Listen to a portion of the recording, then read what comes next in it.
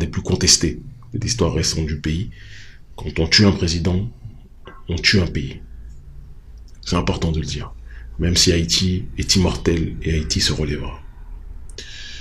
Il y a tellement de choses à dire parce qu'on ne peut pas comprendre la situation présente d'Haïti si on n'est pas dans une dynamique de chercher à comprendre la genèse d'Haïti.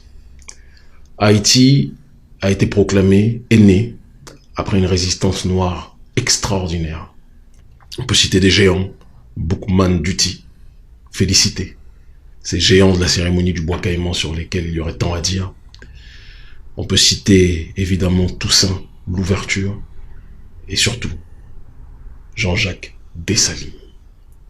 Des géants qui ont fait en sorte que Haïti est devenu le symbole de la dignité africaine et afro-diasporique dans le monde. Ils ont été les premiers au 19e siècle à dire avec autant de dignité à l'oppresseur occidental et plus particulièrement à l'oppresseur français: l'oppression est terminée. Et notre peuple a décidé de se lever. Rien que pour cela, les Africains du monde entier, du plus foncé au plus clair, quelle que soit notre classe sociale, quelle que soit notre orientation politique, quelle que soit notre religion, quel que soit notre sexe, nous avons une dette éternelle vis-à-vis d'Haïti. Et ça, je tiens à le préciser devant caméra. C'est ce crachat aux figures de la prédation économique matérialisée par l'impérialisme occidental et plus particulièrement l'impérialisme français qui a fait que jamais, depuis son indépendance, depuis la proclamation de cette première république noire, Haïti n'a été tranquille parce que l'Occident a tout fait pour que ce symbole de l'ex-esclave rebelle redevenu libre ne puisse pas contaminer les autres colonies françaises au sein de nos peuples et les autres colonies occidentales de manière générale. Il y a une sorte de consortium occidental pour faire en sorte de maintenir Haïti la tête sous l'eau.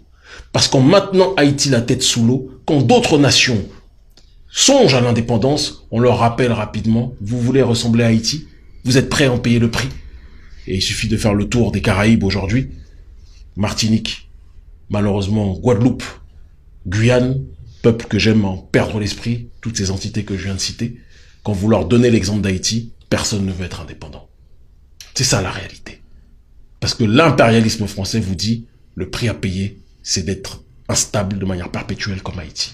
Mais Haïti n'est pas instable dans son ADN politique. Haïti est déstabilisé continuellement. C'est important de le rappeler.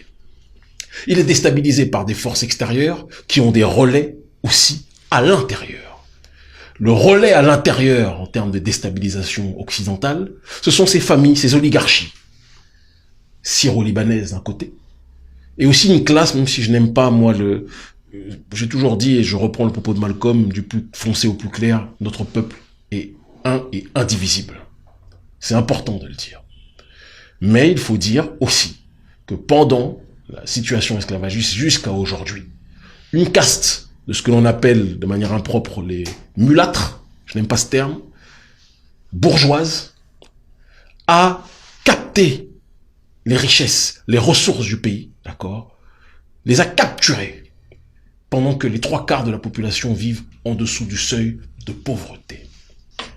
Et donc la conjonction de ces forces, les familles syro-libanaises d'un côté et la caste entre guillemets mulâtre de l'autre, a fait en sorte que ces deux entités sont devenues les oligarchies qui contrôlaient le pays.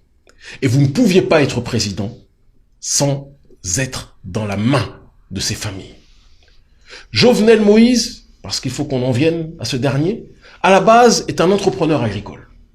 Quelqu'un qui avait pour projet, paix à son âme, d'assainir l'eau. Quelqu'un qui avait pour projet de travailler la terre et de faire en sorte que cette terre, dans un pays pauvre, ou du moins appauvri comme Haïti, puisse nourrir toute la population. Parce qu'il ne faut pas qu'on se trompe. Si le maître esclavagiste a pris cette terre, a tué les populations autochtones, a déporté notre peuple pour l'emmener là-bas, c'est parce que ces terres étaient porteuses de ressources. Il faut qu'on arrête de nous faire croire que Haïti n'a rien, ceci. Ça, ce sont des inepties. C'est faux. Si Haïti n'avait rien, il n'y aurait pas eu de déportation et l'oppresseur français n'aurait pas imposé l'esclavage là-bas. Et ça, Jovenel Moïse et plein d'autres l'ont compris. Donc Jovenel Moïse, qu'on a fini par surnommer l'homme de la banane, parce que à force de travailler la terre, à force d'en faire ressortir les trésors qui permettaient de nourrir une partie de la population, Jovenel Moïse avait acquis un certain succès d'estime auprès du bas peuple. C'est à partir de là que Michel Martelly a dit à Jovenel Moïse, tu seras le nouveau candidat du parti présidentiel.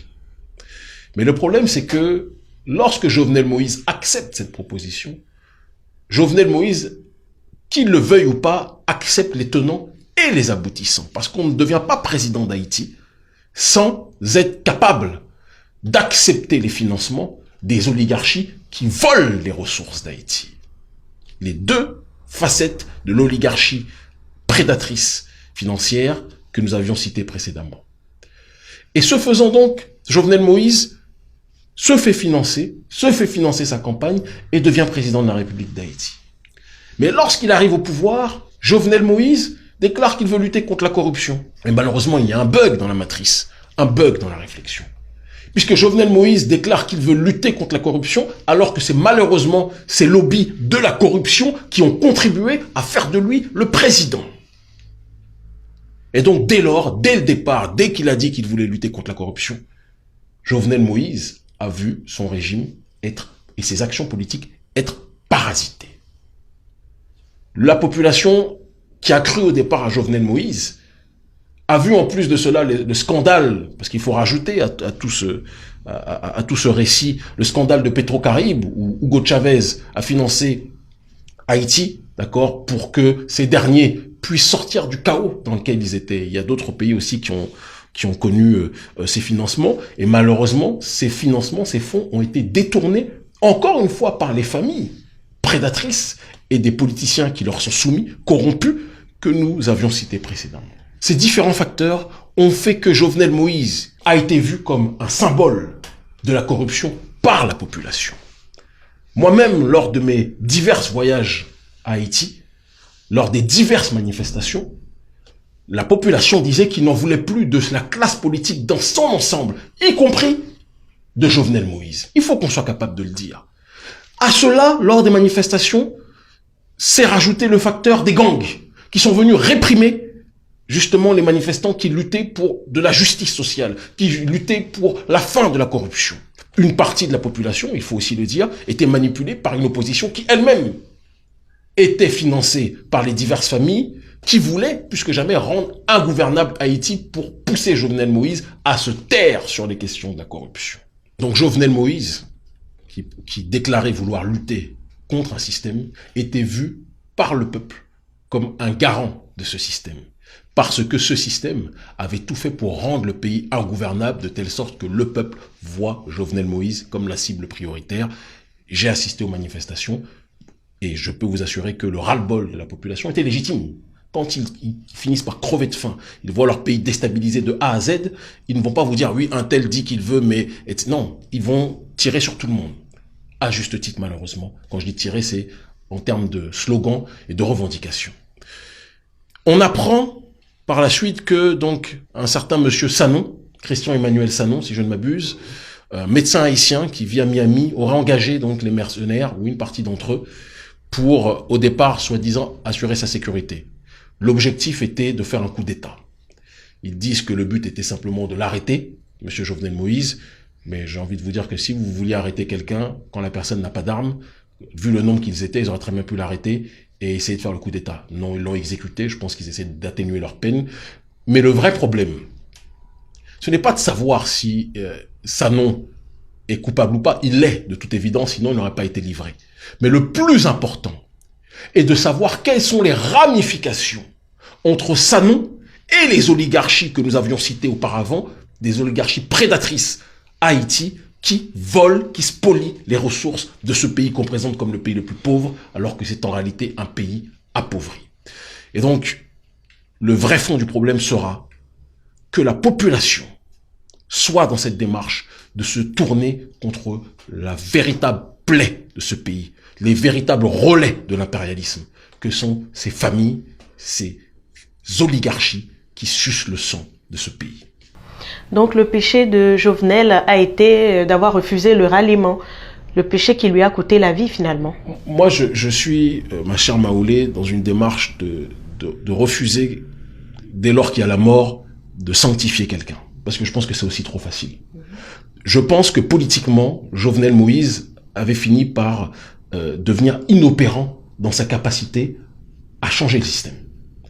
Et ça s'explique, comme on l'a dit auparavant, par le fait que, et je ne nie pas la potentialité de ses efforts, quand vous arrivez au pouvoir par une voie, et c'est ce que d'ailleurs disait le docteur Khalid Mohamed, quand vous arrivez au pouvoir par une voie, celui qui dirige n'est pas celui qui est assis sur le fauteuil présidentiel, c'est ceux qui vous ont fourni le fauteuil, qui payent le fauteuil, qui payent les factures, entre guillemets, j'entends par là, du système.